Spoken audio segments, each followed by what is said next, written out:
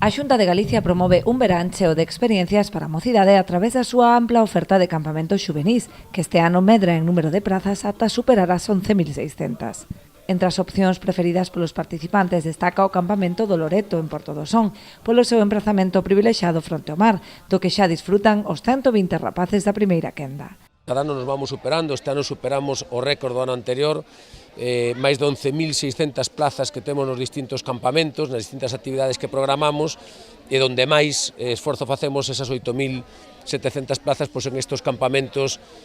xuvenís, nos que ademais non só buscamos cubrir esa necesidade de conciliación por parte das familias galegas, senón que ademais, e por iso é un dos motivos que estemos aquí, ademais de visitar Porto do Son, porque en este campamento, por exemplo, de máis de 100, temos 120 nenos e nenas, dos cales 80 son galegos, pero outros 40 son de fora de Galicia, son de outras comunidades autónomas que veñen a pasar unha semana en Galicia, que favorece moitísimo esa interrelación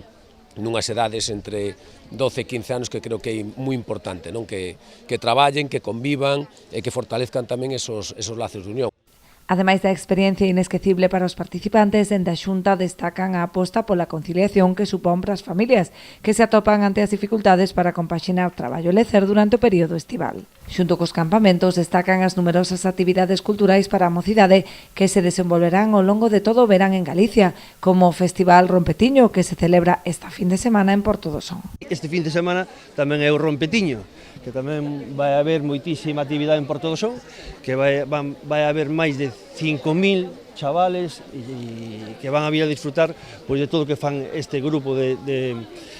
chavales que organiza Rompetiño, que bueno, pois xa levan varios anos e cada vez pois ten máis furor, non? Estábamos outro día na presentación e comentaban que bueno, que xa son un referente, vale? Aquí en toda a comarca, aquí xa empeza a haber nenos de todas as partes.